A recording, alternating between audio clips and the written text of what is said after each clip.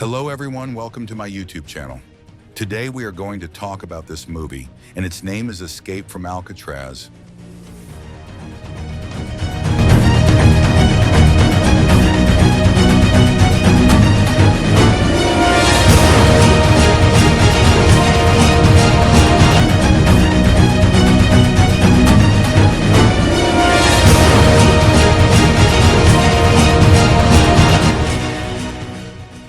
Escape from Alcatraz is not just a prison story.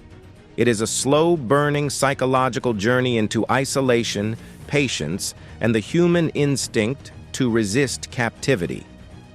The story unfolds in the early 1960s, when Alcatraz Federal Penitentiary stood as the most feared prison in America, isolated on a cold rock in the middle of San Francisco Bay.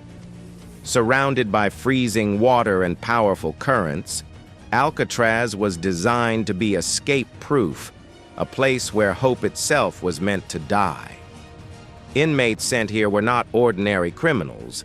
They were men who had broken rules everywhere else. Among them arrives Frank Morris, a quiet, sharp-eyed man with an unusually high intelligence and a history of escapes from other prisons. From the moment Frank steps onto the island, the atmosphere presses down on him. Steel bars, echoing footsteps, the constant sound of waves crashing against stone, and the unspoken message that no one ever leaves this place alive. Frank is processed with mechanical indifference. Guards search him, shave him, assign him a number, and escort him to his cell. His cell is small, cold, and stripped of comfort, containing only a bed, a sink with cold water, and a toilet.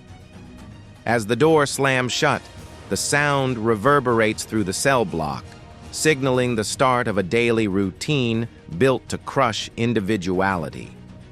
The inmates live under strict discipline, silence during certain hours, rigid schedules, and severe punishment for even minor rule violations. The warden, a man obsessed with order and authority, rules Alcatraz with an iron hand. He frequently reminds the prisoners that Alcatraz exists not to rehabilitate but to punish. His favorite tactic is psychological control, removing privileges, cutting off music, and isolating men in dark cells to break their spirits. Frank observes everything. He listens more than he speaks, studies the guards' movements, memorizes routines, and quietly measures the prison's weaknesses. He befriends a few inmates, including the Anglin brothers, John and Clarence, who are known for their calm demeanor and strong bond with each other. There is also Charlie Butts, an older prisoner with a nervous energy, and Doc, a gentle intellectual who runs the prison library. Through conversations and shared silences, Frank learns about the unspoken laws of Alcatraz, who to avoid, when to speak, and how punishment can arrive suddenly and without mercy. Life on Alcatraz grinds forward in monotony. Meals are eaten in silence, days blur into one another, and nights are filled with the distant sound of water and wind. Yet beneath this surface, tension constantly simmers.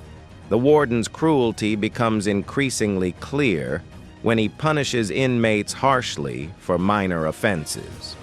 One prisoner is locked in solitary confinement for weeks, emerging broken and barely human.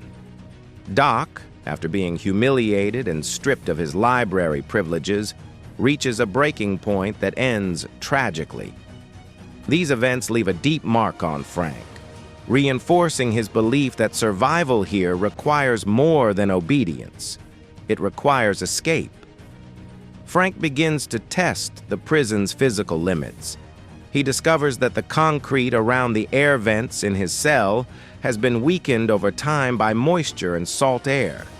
Using a stolen spoon and improvised tools, he slowly chips away at the wall behind the vent. Progress is painfully slow, taking weeks and months, but patience is Frank's greatest weapon. He shares his discovery with the Anglin brothers, whose cells are nearby and whose vents show similar weaknesses. Together, they form a silent pact. Escape will not be quick, and it will not be easy, but it is possible. The planning becomes meticulous. Every movement must appear normal. During the day, they attend work assignments, keep their heads down, and avoid drawing attention. At night, while music plays over the loudspeakers to cover sound, they scrape away at the walls, hiding debris in their pockets and dispersing it subtly in the yard. They construct a small hidden workshop above their cells in an unused service corridor, accessible through the enlarged vents. There, they store tools, materials, and growing hope. One of the greatest challenges is fooling the nightly bed checks. The guards shine flashlights into each cell to ensure prisoners are asleep. To solve this, Frank devises dummy heads made from soap, toothpaste, and toilet paper, carefully shaped and painted to resemble human faces. Real hair, collected from the prison barber shop, is attached to complete the illusion. These heads are placed on pillows under blankets, creating the appearance of sleeping men even under close inspection. Another challenge is the water itself. The bay is freezing, and the currents are deadly. To survive, they need a flotation device. Using dozens of stolen raincoats, they stitch together a makeshift inflatable raft and life vests, sealing seams with heat from steam pipes.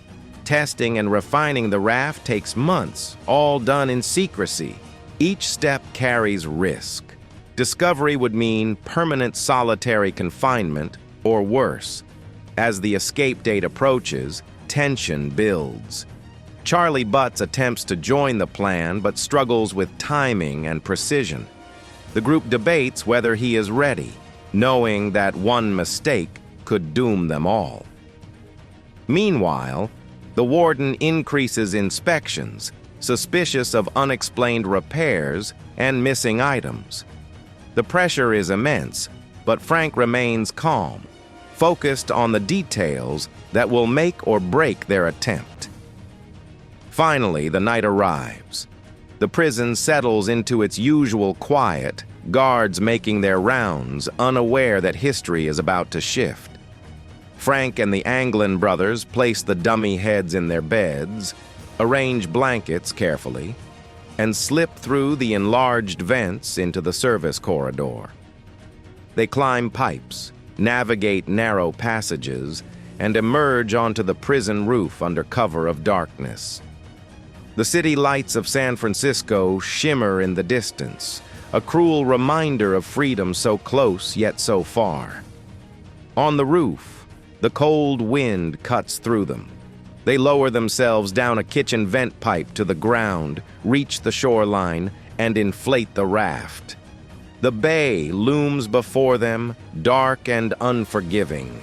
With precise timing calculated around tidal patterns, they push off into the water, disappearing into the night.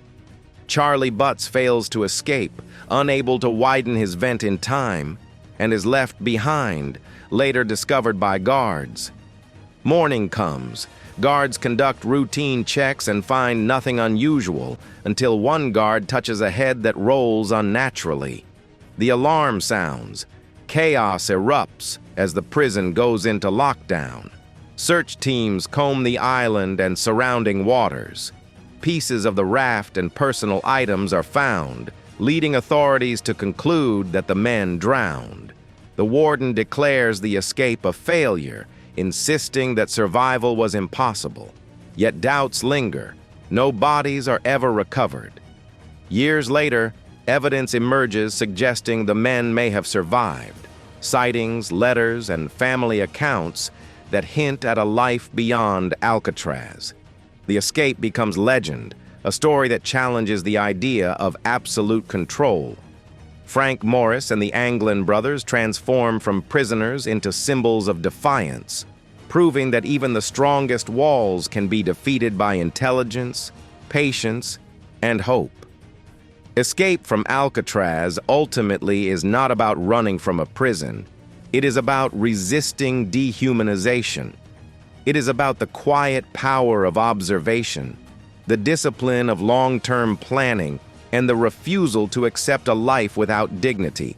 Whether Frank Morris lived or died remains a mystery, but what he achieved is undeniable.